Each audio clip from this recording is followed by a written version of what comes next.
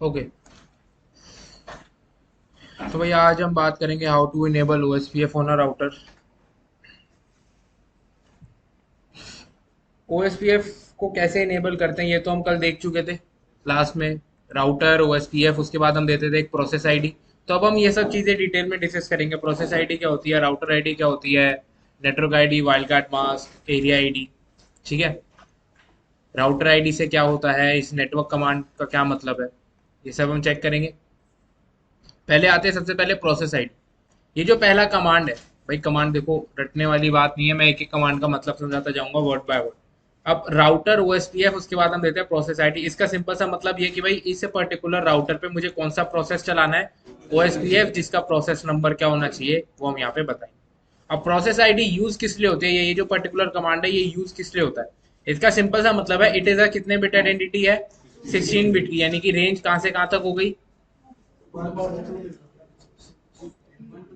Sorry 1 से होती है, 1 से 65536, मतलब टोटल 65536 वैल्यूज होंगी। 16 बिट की वैल्यू है तो ठीक है। 16 बिट की आइडेंटिटी है which identifies the process number in the CPU. यही बताया था मैंने कल कि यार सीपीयू में जो ओएसपीएफ का प्रोसेस रन हो रहा है उसको आइडेंटिफाई करने के लिए हम एक प्रोसेस आईडी बताते हैं, रेंजेस फ्रॉम 1 से 65535। ठीक है, it is generally use to allocate memory and CPU usage permissions. अब मैंने वही बताया था ना कि यार जब भी हम कोई ओएसपीएफ या किसी भी पर्टिकुलर राउटिंग का प्रोसेस रन करते हैं तो उसको कुछ मेमोरी चाहिए होती है। अब ओएसपीएफ जैसे अपने टेबल्स बना रहा है तो उसके लिए भी कुछ मेमोरी चाहिए होगी। ओएसपीएफ के मैसेजेस जाते हैं, ओएसपीएफ के मैसेजेस आते हैं, उनको प्रोसेस करने के लिए कुछ मेमोरी चाहिए होगी, कुछ सीपीयू चाहिए होगा।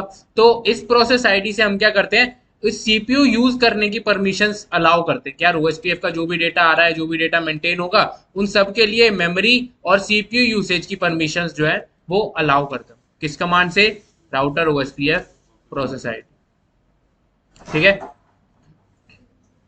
अगला कमांड है, अगला कमांड है राउटर आईडी। राउटर आईडी पे आते हैं, पहले ये बात लास्ट पॉइंट है, process ID is always local to the router. इसका मतलब यह it need not be same on all OSPF routers. अब अगर एक राउटर है उस पर हो सकता है प्रोसेस आईडी आप 10 चला दो, दूसरे राउटर पे क्या चला दो, 100। ये जो प्रोसेस आईडी 10 है यार, ये क्या बता रही है, ये बता रही है कि यार इस पर्टिकुलर राउटर पे जो ओएसपीएफ चल रहा है वो प्रोसेस आइडेंटिफाई होना चाहिए नंबर 10 से, और इस राउटर पे जो प्रोसेस चल रहा है वो आइडेंटिफाई होना चाहिए नंबर 100 से। तो इस राउटर पे जो मर्जी प्रोसेस चलता रहे और इस राउटर नंबर 2 पे जो मर्जी प्रोसेस चलता रहे, उससे एक दूसरे को इनको कोई लेना देना नहीं है। ठीक है, process ID is just for our self, मतलब it is always local to the router. Local मतलब सिर्फ अपने अपने लिए होती है, सामने वाले के लिए नहीं होती। सेम भी हो सकती है यार, जब सामने वाले को मतलब नहीं है तो आप सेम रखो अलग रखो, उससे कोई फर्क नहीं पड़ेगा। ठीक है, ओके, ठीक है। अब आते हैं राउटर आईडी पे। पहले समझ लेते हैं कि यार राउटर आईडी की नीड क्या पड़ी। राउटर आईडी को आप बस ये समझ सकते हो कि router ID is just the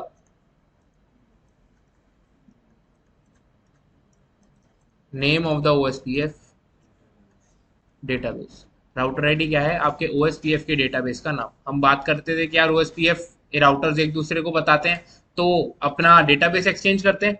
अब उस डेटाबेस के साथ क्या लग के जाता है, एक उनका नेम, जिसको हम क्या कहते हैं, router ID. Router ID is just the name of the OSPF database. अब इसका मतलब क्या था, अब मान लो अगर हम वही बात करते हैं, हम रिप की बात कर रहे थे, राउटर 1, राउटर 2 एंड राउटर 3। यहाँ पे मान लो एक और राउटर, राउटर नंबर 10, और इधर एक और राउटर है, राउटर नंबर 11। अब राउटर 11 अगर इसको अपडेट्स दे रहा है, रिप की बात कर रहा हूं मैं, तो राउटर 1 के पास अपडेट्स आ रहे होंगे। राउटर 1 R2 को अपडेट्स दे रहा होगा तो क्या R2 को R10 के बारे में कुछ जानकारी होगी। R2 को कभी भी ये नहीं पता होगा कि यार R1 के आगे एक R10 भी है। सिमिलरली R3 को कभी भी ये नहीं पता होगा कि R2 के बाद R1 और R10 भी है, नहीं पता होगा। पर ओएसपीएफ ने यही जो कॉन्सेप्ट था राउटिंग ऑन रूमर्स का, इसको क्या करा था, finish using what, router ID. इसका सिंपल सा मतलब क्या है कि यार जब भी कोई राउटर अपना डेटाबेस सामने वाले राउटर को देगा तो उसमें क्या लगा के देता है, एक राउटर आईडी, जो कि हम जैसे राउटर 10 है तो राउटर 10 की राउटर आईडी मान लेते हैं 10.10.10.10।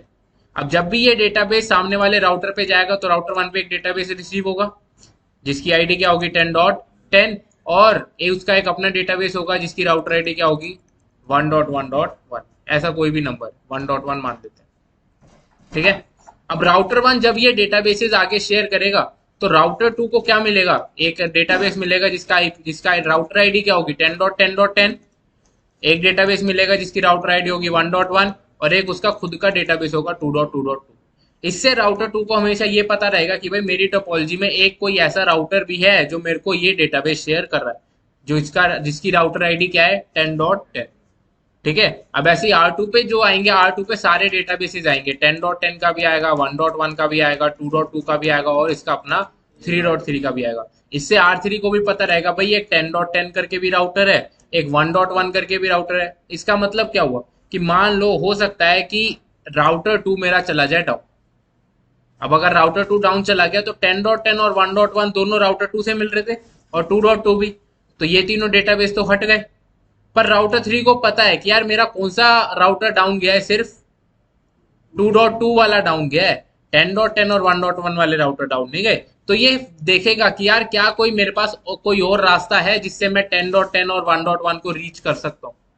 हो सकता है ये दोनों ऐसे भी कनेक्टेड हो, है ना। तो इसको यही सेम 10.10 और 1.1 के डेटाबेसेस ऐसे भी मिल सकते हैं ना।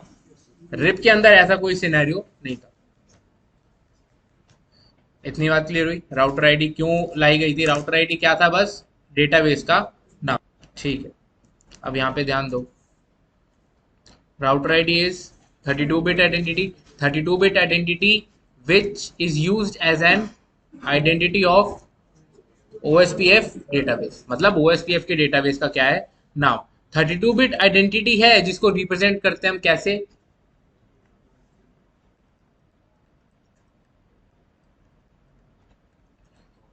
डॉटेड डेसिमल फॉर्मेट में, जस्ट लाइक IP एड्रेसेस, ठीक है। राउटर आईडी क्या होती है, डॉटेड डेसिमल फॉर्मेट में रिप्रेजेंट होती है just like your IP addresses. आगे क्या कह रहा है, router ID must be unique.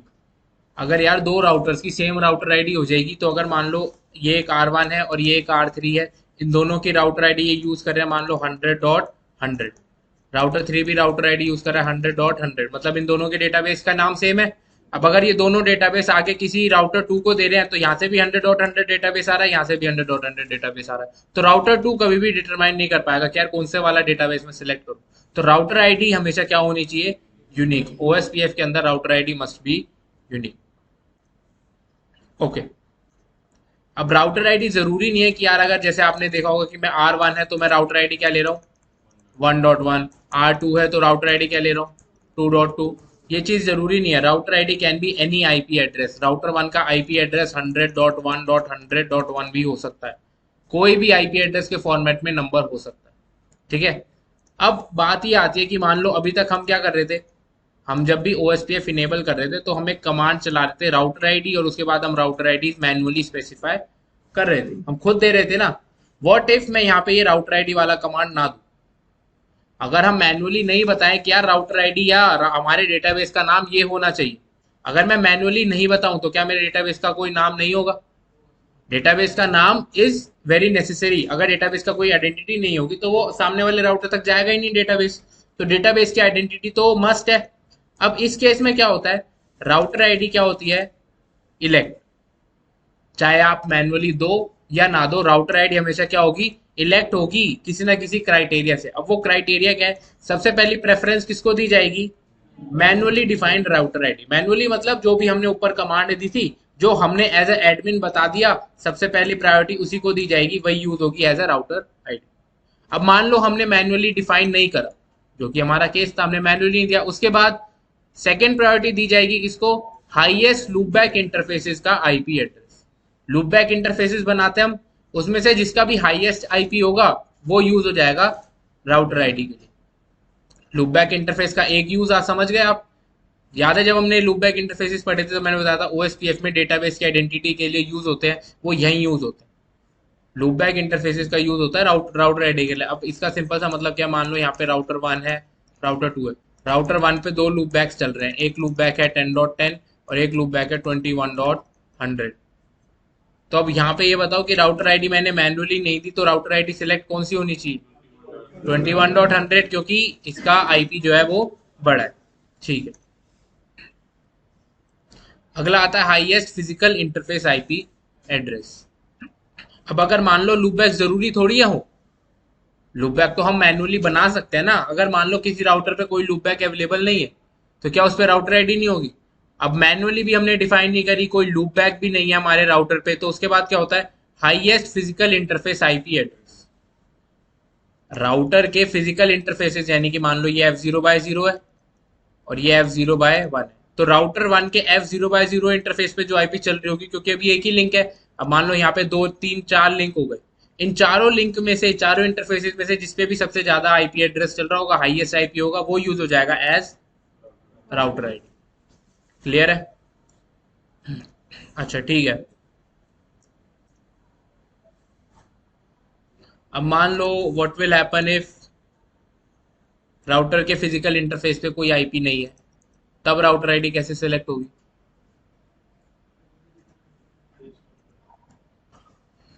ठीक है भाई, तो जो अगर आपका फिजिकल इंटरफेस पे कोई आईपी नहीं है तो ओएसपीएफ रन ही नहीं होगा। ओएसपीएफ रन नहीं होगा तो राउटर आईडी इलेक्शन कभी भी होगा ही नहीं। जब आप ओएसपीएफ रन करते हो, ओएसपीएफ रन कैसे करते हो? इस कमांड से। आपने ये कमांड डाला और आपका ओएसपीएफ का प्रोसेस शुरू हो जाता है। जैसे ही ओएसपीएफ का प्रोसेस शुरू होता है, सबसे पहला काम क्या होता है? राउटर आईडी का इलेक्शन। राउटर आईडी का इलेक्शन होता है। अब इस इलेक्शन के होने से पहले दो चीजें होती हैं, या तो आप क्या बता दो, राउटर आईडी खुद बता दो कि यार अभी इलेक्शन हो रहा था, उसमें मैंने मैन्युअली राउटर आईडी बता दी। अब अगर मैन्युअली बता दी तब तो पहला क्राइटेरिया मैच हो जाएगा और आपकी राउटर आईडी यूज हो जाएगी। But in case router ID का इलेक्शन एक बार हो गया और फिर आप मैन्युअली राउटर आईडी बता रहे हो, तो क्या राउटर आईडी चेंज हो जाएगी? नहीं होगी। और कोई? तो भाई राउटर आईडी दोबारा चेंज नहीं हो सकती। क्यों नहीं हो सकती? अब इसका मैं रीजन देता हूँ। हाँ जी इरफान भाई, आपको पता है क्यों नहीं हो सकती? तो वो तो मैंने बताया, पर क्यों? क्यों? क्यों नहीं होती?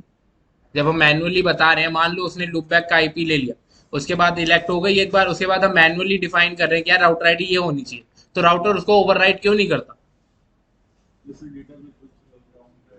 डेटाबेस बन चुका उसी नेम से, तो क्या हो गया? डेटाबेस का नाम ही तो बदलना।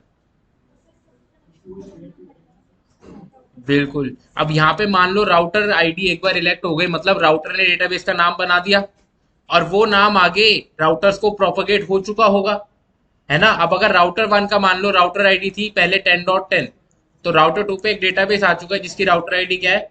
10.10। अब अगर मैं राउटर 1 की आईडी, राउटर आईडी क्या कर देता हूँ चेंज, 10.10 से हटा के क्या कर दी मैंने? 100.100। तो राउटर 1 के डेटाबेस में भले ही चेंज हो जाए, पर क्या राउटर 2 के डेटाबेस में चेंज हो जाएगा? नहीं। अब मान लो राउटर 1 ने चेंज कर भी दिया और चेंज करके डेटाबेस फिर से किसको दे दिया? राउटर 2 को। तो राउटर 2 को क्या लगेगा कि भाई एक नया डेटाबेस आया है जिसकी आइडेंटिटी क्या है? 100.100। वो अपने पास 10.10 को भी डेटाबेस को रखेगा और 100.100 को भी डेटाबेस को भी रखेगा। कब तक? जब तक ये डेटाबेस क्या ना हो जाए? Time out. डेटाबेस जब तक टाइम आउट हो जाए, क्योंकि एक टाइम के बाद डेटाबेस रिफ्रेश करना होता है ना। ये 10.10 वाला डेटाबेस कभी रिफ्रेश होगा ही नहीं। जब रिफ्रेश नहीं होगा तो टाइम आउट होके अपने आप बाहर हो जाएगा। इसका टाइम आउट टाइम क्या होता है? 3600 सेकेंड्स। ठीक है, ओके। अब यहाँ पे बात ही आती है कि यार राउटर 1 ने 100.100 का डेटाबेस दे तो दिया, और राउटर 2 ने क्या करा? 100.100 को एज अ सेकेंड राउटर की, भाई कोई अनदर राउटर है जिसका डेटाबेस मुझे मिल रहा है, उसको इस तरीके से ट्रीट करा, तो ये चीज तो सही नहीं है। अब ऐसे 10 राउटर होंगे तो 10 के 10 राउटर्स पे दोनों डेटाबेसेस मेंटेन होंगे जिसके अंदर सेम नेटवर्क्स होंगे, सेम डेटाबेस होगा ना, पर दो अलग अलग नाम से। क्योंकि उनका नाम अलग है तो वो दोनों को स्टोर करके रखेगा। कब तक? जब तक उसका टाइम आउट पीरियड खत्म नहीं हो जाता। इसलिए राउटर आईडी जब भी हम चेंज करते तो वो मैन्युअली हमें चेंज करने नहीं देता। चलो करके देखते हैं। कॉन्फ़िगरेशन हुई भी है इस पे।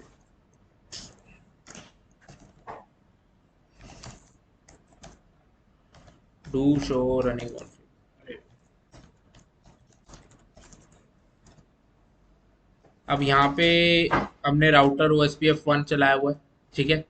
राउटर आईडी हमने मैन्युअली दी हुई है 1.1। नेटवर्क चलाया हुआ है, सब कुछ हमने कॉन्फ़िगरेशन यहाँ पे करी है। तो एक काम करते हैं, ओएसपीएफ को हटाते हैं और फिर से कॉन्फ़िगर कर लेते हैं। ठीक है, ओके, राउटर कॉन्फ़िग टर्मिनल।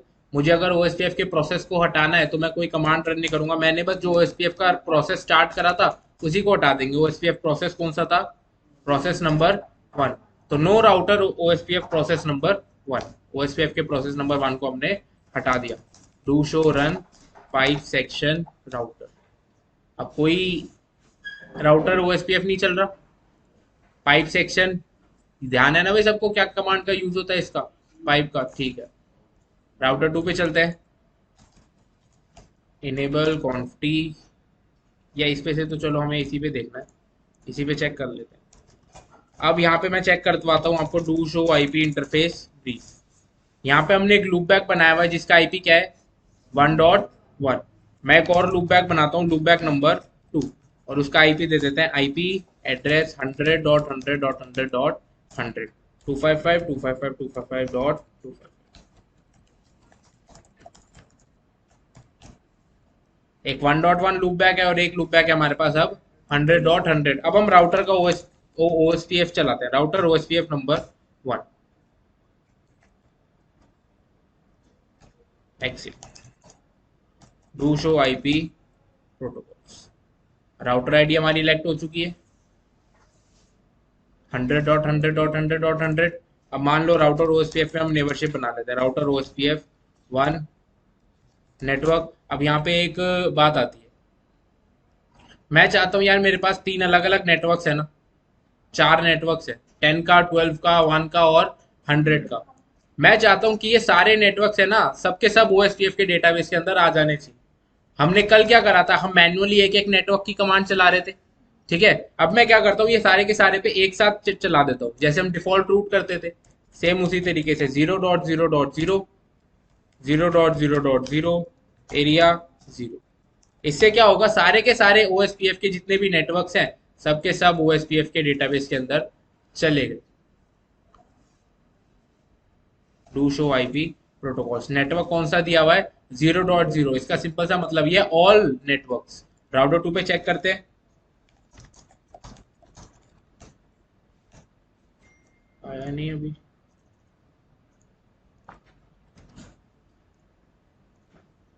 चला नहीं।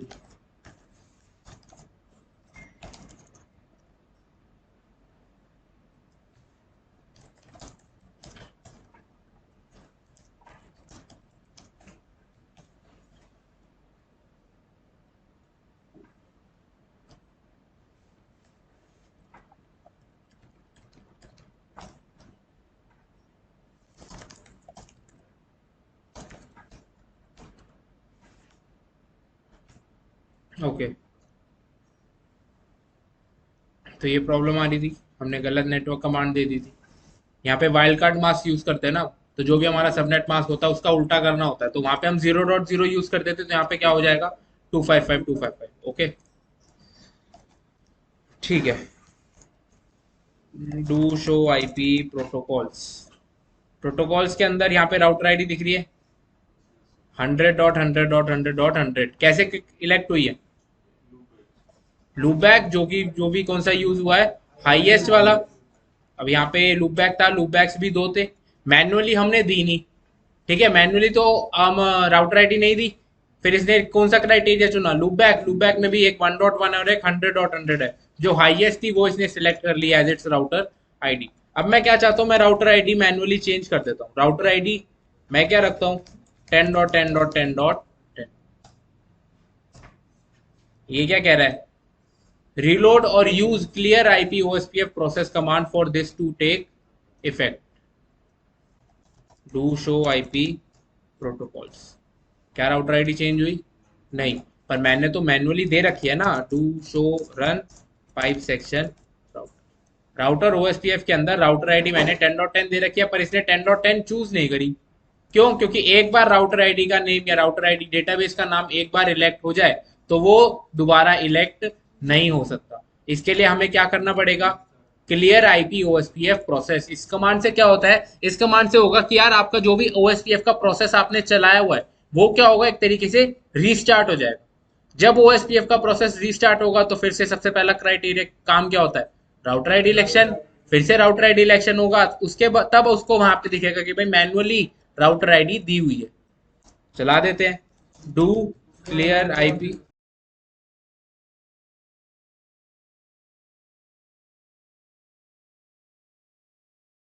Reset all OSPF processes, yes कर दिया भाई।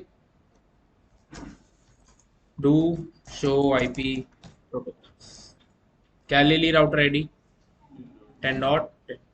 ठीक है, इतनी बात क्लियर है। Router ID election, okay. Router ID must be unique, इतनी बात क्लियर है। Router ID is always elected, manually defined router ID select होती है, उसके बाद हाईएस्ट लूपबैक इंटरफेस, उसके बाद हाईएस्ट फिजिकल इंटरफेस का आईपी। ठीक है, तो यही चीज यहाँ पे हमने लिखी है। If router ID get selected for an OSPF process you can not change that particular router ID. Reason क्या है वो मैं आपको बता चुका।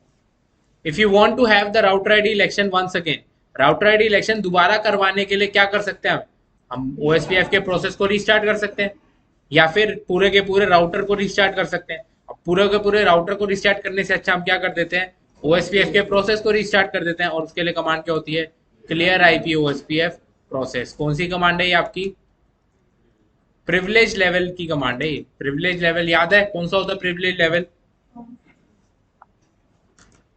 कौन सा होता है, प्रिविलेज लेवल कौन सी, नॉर्मल हैश, यूजर मोड कौन सा होता है, राउटर ग्रेटर देन वाला। तो प्रिविलेज लेवल होता है आपका नॉर्मल हैश। अब यहाँ पे एक चीज और है, you can also enable OSPF on interface level. अब इंटरफेस लेवल पे ओएसपीएफ इनेबल करने का क्या मतलब है और क्या रिक्वायरमेंट थी, ये देखते हैं। मैं राउटर का ओएसपीएफ हटाता हूं पहले, इस राउटर का नो राउटर ओएसपीएफ नंबर 1 हटा दिया। अब इंटरफेस पे अभी तक हम क्या कर रहे थे, हम नेटवर्क कमांड चलाते थे। नेटवर्क कमांड का यूज बताता हूं मैं पहले। Network command is just used to add a particular network into the OSPF database। ठीक है, आपके पास मान लो आईपी एड्रेसेस या इंटरफेस पे आईपी एड्रेसेस तो बहुत सारे चल रहे हैं, पर जिसमें आप नेटवर्क डालोगे, जब आप ये नेटवर्क कमांड चलाओगे वो ही पर्टिकुलर नेटवर्क उठ के कहाँ जाएगा, आपके ओएसपीएफ डेटाबेस के अंदर, और ओएसपीएफ का डेटाबेस आपके दूसरे राउटर पे जाएगा। अब इसका सिंपल सा मतलब क्या है, मान लो राउटर 1 है, इसके पास 3 पर्टिकुलर नेटवर्क्स हैं, पर नेटवर्क कमांड हमने चला रखी है सिर्फ इस नेटवर्क पे। एक ये 2 लूप बैक्स मान लेते हैं, लूप बैक है 10.10 20.20 राउटर 2। अब राउटर 1 पे हमने मान लो नेटवर्क कमांड चलाई। नेटवर्क कमांड का सिंपल सा मतलब क्या है कि यार हम मुझे डेटाबेस में डालना है, और डेटाबेस उस पर्टिकुलर इंटरफेस पे क्या करेगा, सेंड होने लगेगा। अब अगर मैंने नेटवर्क कमांड चलाई है लूप बैक पे इस 10.10 पे, तो ये मेरे डेटाबेस के अंदर आ जाएगा 10.10 पर। यहाँ डेटाबेस भेजने का कोई मतलब है, लूप बैक पे तो डेटाबेस जाएगा ही नहीं। फिर मैंने कमांड डाल दी 20.20, यहाँ भी डेटाबेस नहीं जाएगा। जब तक मैं ये पर्टिकुलर यहाँ पे मान लो आईपी चल रहा है 12.1 और 12.2, अब मैं जब तक यहाँ पे नेटवर्क कमांड किसकी नहीं डालूंगा, 12 के नेटवर्क की, तब तक यहाँ पे डेटाबेस मेरा नहीं जाएगा। आप चाहे डाल के देख लेना, लूप बैक्स डालना, पर जो राउटर्स के बीच में ओरिजिनल नेटवर्क चल रहा है वो वाला मत डालना, तो कभी भी राउटर 1 और राउटर 2 के बीच में नेबरशिप नहीं बनेगी। जब तक मैं यहाँ पे क्या ना डालूं, 12 का नेटवर्क 12.1.1.0। जैसे मैंने ये डाला, राउटर 1 क्या करेगा, इधर अपना डेटाबेस सेंड करना स्टार्ट कर देगा, या हेलो मैसेज भेजना स्टार्ट कर देगा।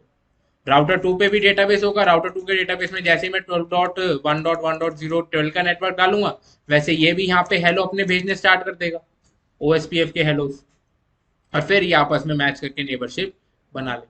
ठीक है, तो नेटवर्क कमांड से क्या होता है, नेटवर्क कमांड से आपका जो भी नेटवर्क चल रहा होता है वो उठ के कहाँ जाता है, आपके ओएसपीएफ डेटाबेस के अंदर। और अब अगर मान लो यहाँ पे मेरे पास राउटर पे 10 नेटवर्क चल रहे हैं, बहुत ही अलग अलग नंबर के, बहुत ही अजीब से।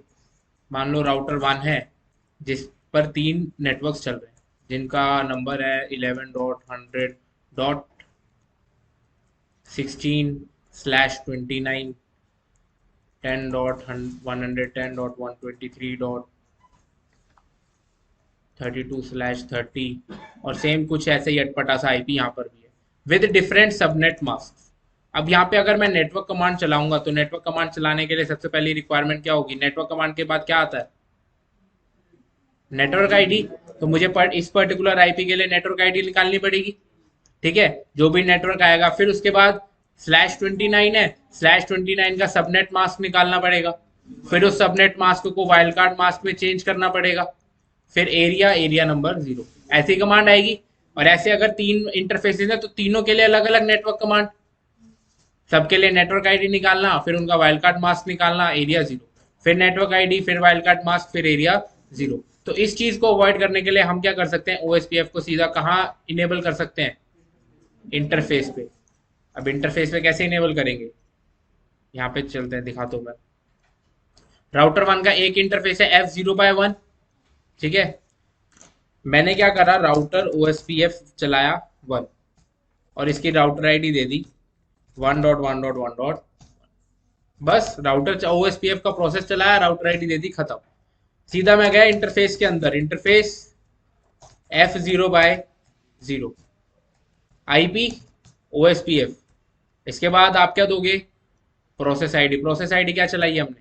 1, area number 0, enter.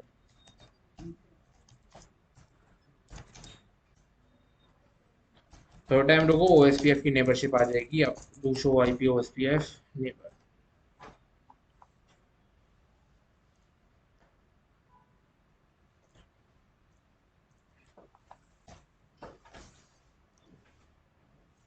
IP OSPF 1 area 0।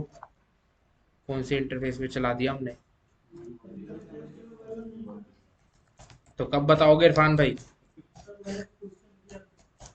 आवाज सुना था किसी और ने?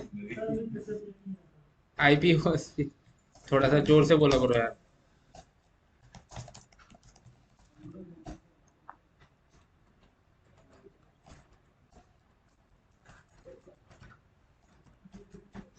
आ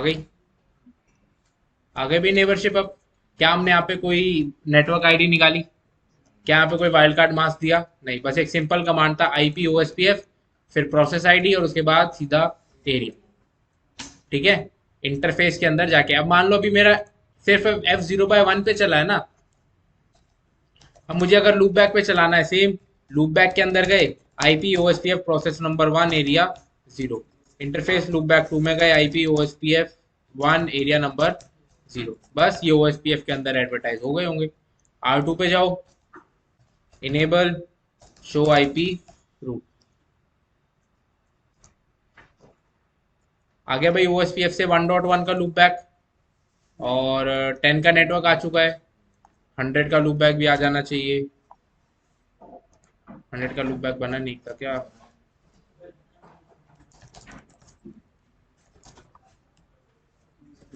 सर ठीक है भाई, आ गया 100 का नेटवर्क भी। कुछ नहीं यार, सिस्को पैकेट ट्रेसर है, कभी कभी अपनी मनमानी कर देता है। कुछ नहीं करा मैंने यहाँ पे, बस इंटरफेस को शट करके क्या करा, नो शट करा, बंद करके चालू करा है और अपने आप काम उसने अपना कर दिया। ठीक है, आगे चलते हैं।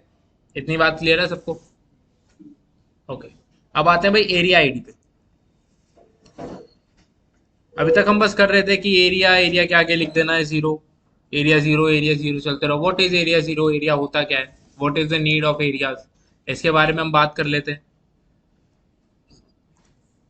Area ID is a 32-bit identity.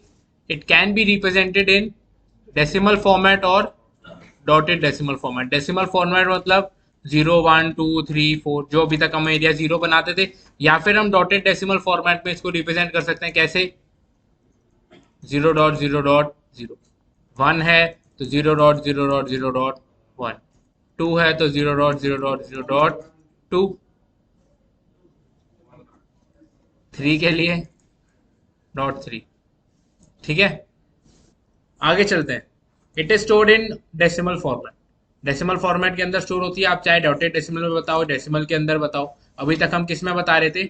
Decimal format में। एरिया के बाद लिख रहे थे हम जीरो। अगर डॉटेड डेसिमल में बताओगे तो कैसे लिखोगे, एरिया 0.0.0.0। ठीक है। रेंजेस फ्रॉम 0 to 4.3 बिलियन, क्यों? क्योंकि 32 बिट की आइडेंटिटी है, तो इतने आप एरियाज क्रिएट कर सकते हो। अब बात आती है एरियाज इतने सारे बनाने की जरूरत क्या पड़ी। एरिया जीरो जो कि होता है हमारा कौन सा area, backbone area. Area zero is known as a backbone area, मतलब एरिया जीरो आपका ओएसपीएफ का सबसे क्रूशियल और जैसे कह सकते हैं इंपॉर्टेंट एरिया कह सकते हो आप। ठीक है। अदर एरियाज आर, एक से लेकर 1.3 बिलियन तक जो भी एरियाज है उनको हम अदर एरियाज कहते हैं। And other areas need area zero to communicate with each other. बाकी एरियाज को अगर एक दूसरे से कम्युनिकेट करना है तो उनको किसके थ्रू जाना पड़ेगा, एरिया जीरो के। अब इसका मतलब क्या है, वाई मल्टीपल एरियाज, ये समझते हैं। मान लो अगर राउटर वन है, राउटर टू,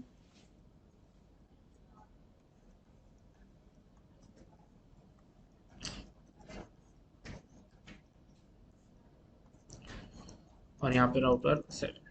कुछ इस तरीके का आपका नेटवर्क है। सारे कौन से एरिया में, अभी सेम एरिया में, एरिया नंबर जीरो। ठीक है। राउटर वन का यहाँ पे एक पर्टिकुलर इंटरफेस है जो कि क्या कर रहा है, फ्लैप। फ्लैप करने का सिंपल सा मतलब ये है कि अभी अप है, थोड़ी देर बाद चले जाएगा डाउन, फिर थोड़ी देर बाद आ जाएगा अप, फिर थोड़ी देर बाद डाउन। इसे कहते हैं फ्लैप करना, फ्लैपिंग। इंटरफेस फ्लैप कर रहा है, इंटरफेस फ्लैप हो रहा है, मतलब इंटरफेस अप जा रहा है, फिर डाउन आ रहा है, फिर अप, फिर डाउन, फिर अप, फिर डाउन। तो इस केस में राउटर वन क्या करेगा भाई, क्योंकि डायनेमिक राउटिंग चल रही है, राउटर वन के पास अपना डेटाबेस होगा जिसके अंदर इस पर्टिकुलर इंटरफेस का नेटवर्क एडवर्टाइज होगा। अब अगर ये इंटरफेस हमारा चले गया डाउन तो यार नेटवर्क हटाना पड़ेगा डेटाबेस में से, यानी कि डेटाबेस के अंदर कोई चेंज है।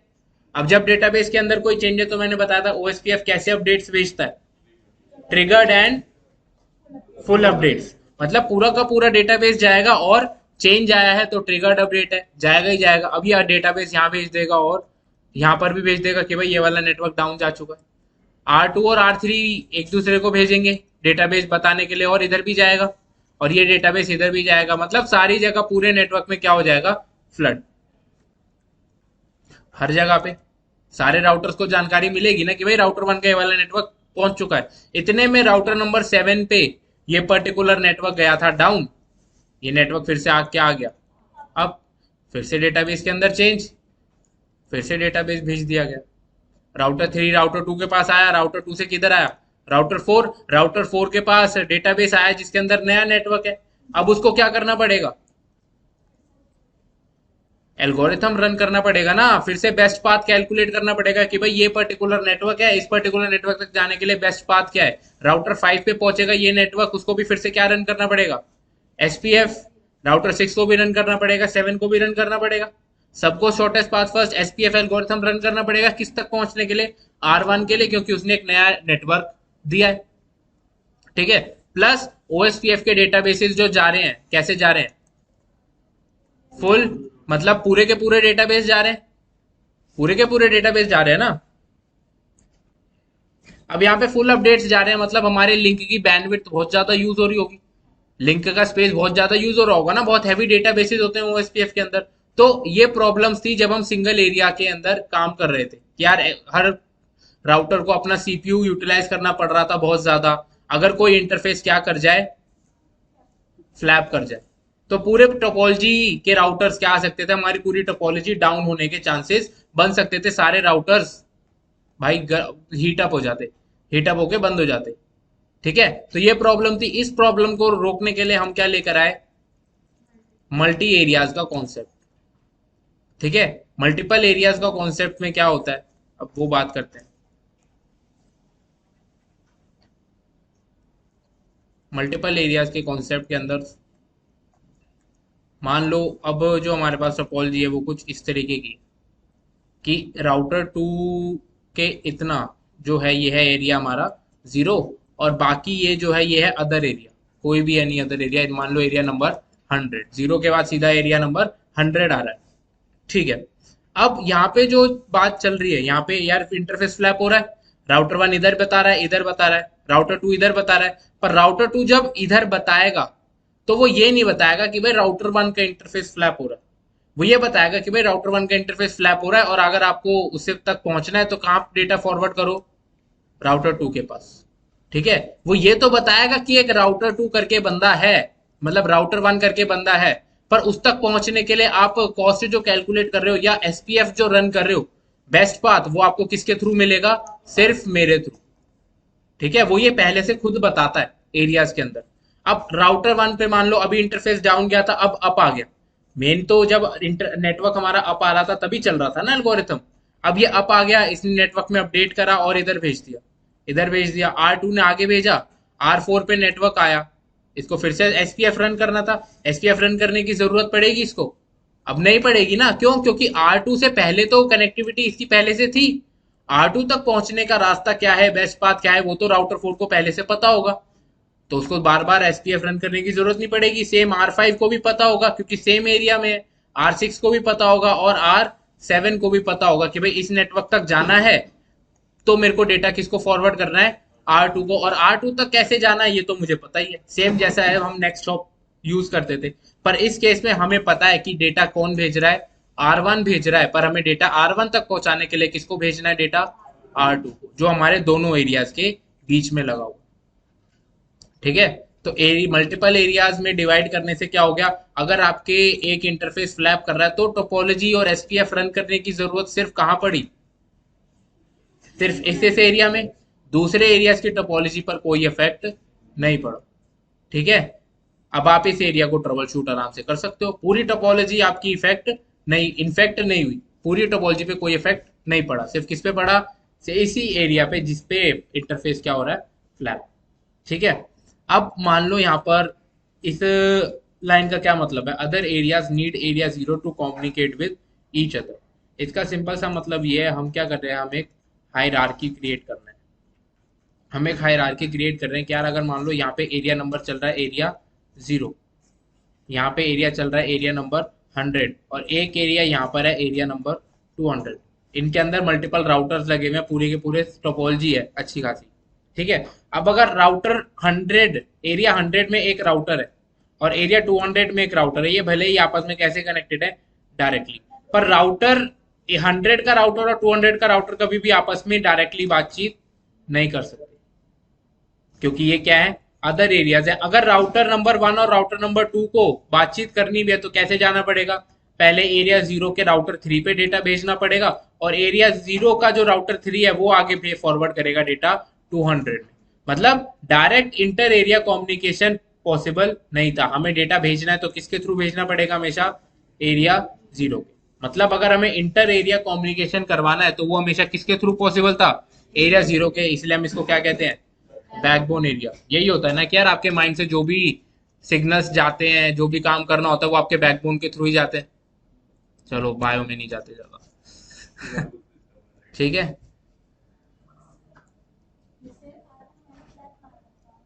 अब वही बात है, अगर मान लो आपके पास मल्टीपल एरियाज हैं, एक एरिया बना दिया आपने 100 और एक बना दिया 200, तो 100 के राउटर्स क्या करेंगे, 100 के राउटर सिर्फ 100 के अंदर आपस में बातचीत कर सकते हैं, 200 के राउटर्स आपस में बातचीत कर सकते हैं। पर अगर इन दोनों को आपस में आप डायरेक्टली कनेक्ट कर भी दो तो भी आपस में बातचीत नहीं कर सकते। बातचीत करने का मतलब क्या है, डेटाबेस एक्सचेंज करना है ना, डेटाबेस एक्सचेंज ही नहीं हो पाएगा, आपस में डेटाबेस एक्सचेंज नहीं कर पाएंगे तो एक दूसरे को अपने रूट्स नहीं बता पाएंगे, रूट्स नहीं बता पाएंगे तो कम्युनिकेशन नहीं हो पाएगा।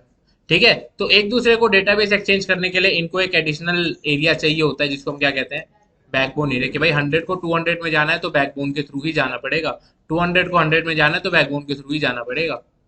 ऐसा कि एरिया 0 से कनेक्ट रहे। अब वो भी देख लेंगे, अब मान लो अगर सिनेरियो ऐसा आ जाता है, ये एरिया 0 है, यहाँ पे एरिया 100 है, यहाँ पे एरिया 200 है और यहाँ पे एरिया 300 है, तो क्या फिर एरिया 200 और 300 तक आपके रूट्स ही नहीं पहुंच पाएंगे, कभी नहीं पहुंच पाएंगे ना, क्योंकि वो एरिया 0 से कनेक्टेड ही नहीं है। तो उस केस में हम करेंगे एरिया 200 और 300 को कनेक्ट एरिया 0 से, करेंगे उसके बारे में बात। ठीक है भाई, एरिया समझ आए। Okay, दोस्तों, thanks for watching. Don't forget to like the video, subscribe to my channel and press the bell icon. चलो मिलते हैं।